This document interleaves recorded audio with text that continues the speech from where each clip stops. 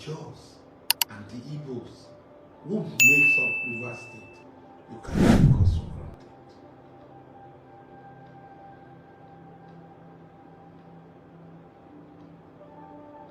So the River State Igbos are denying they are not Igbos, they are Igbos. Yeah. How can Ikwere say they are Benin? Ikwere say they are Benin. What language are they speaking? Benin language.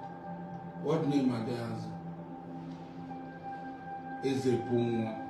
Is this Oba Bunwa? I don't know what Bunwa means, but I know that is Igbo, but I don't know what Bunwa means. Is it Bunwa? Yes, wiki. Is it Oba Bunwa?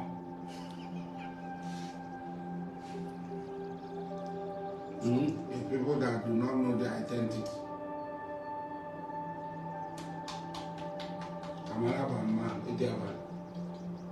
The throne that I'm sitting now, that you are seeing,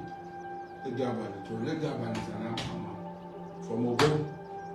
I cannot deny, I might not like the characters of Igbo people around, but I cannot, because of that, reject my Igbo identity.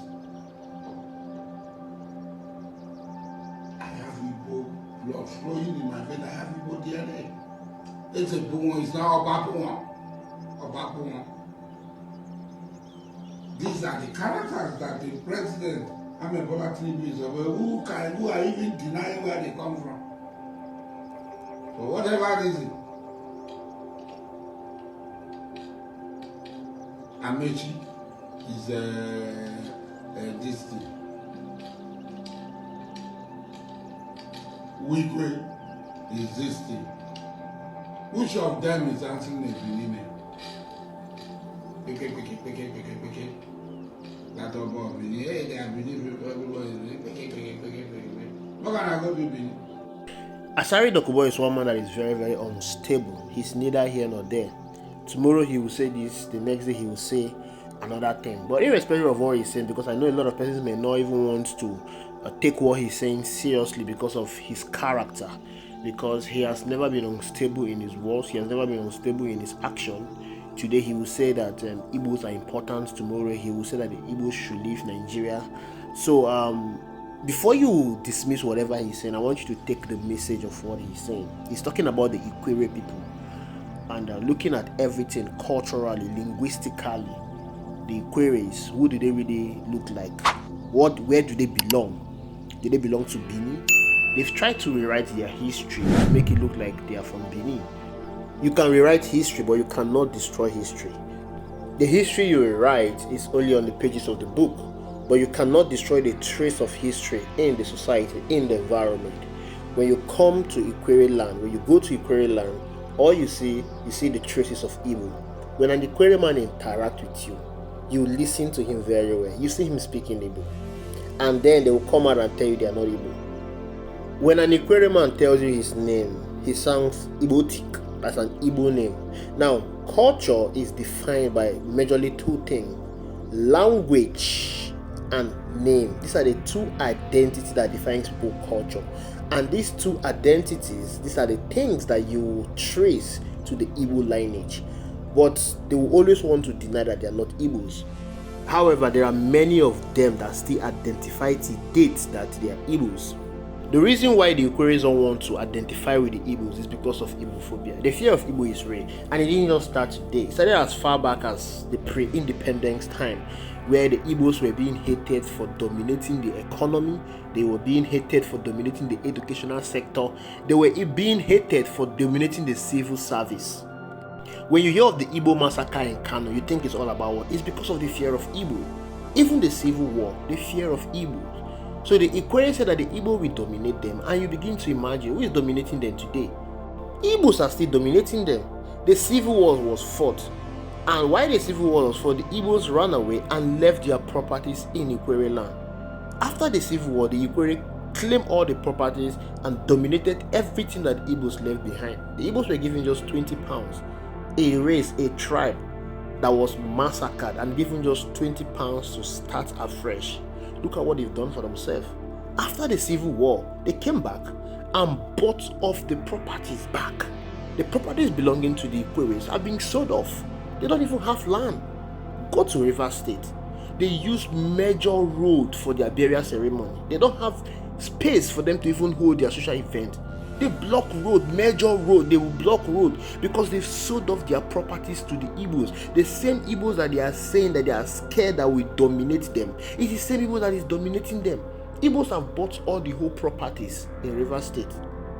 The fear of majority domination they were talking about is what is happening today, but they will not admit it. But every time they come around and they keep shouting that they are not Igbos, they are not Igbos. You are not Igbos. Can you just change everything about you? Change your name, change your language. Stop speaking the Igbo language. The Igbo language is unique. The Igbo language is an identity. Stop bearing Igbo names.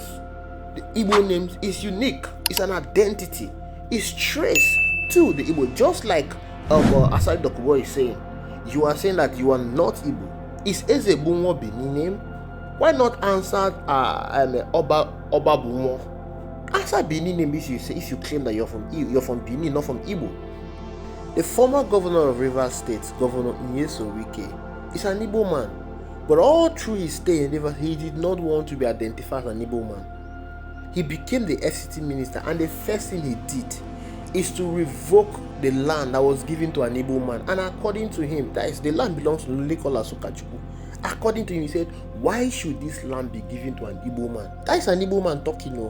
Why should this land be given to an Igbo man? Lost identity. You see, many politicians from the South, even though most of them are Igbos, they don't like to identify with the Igbo race. You know why?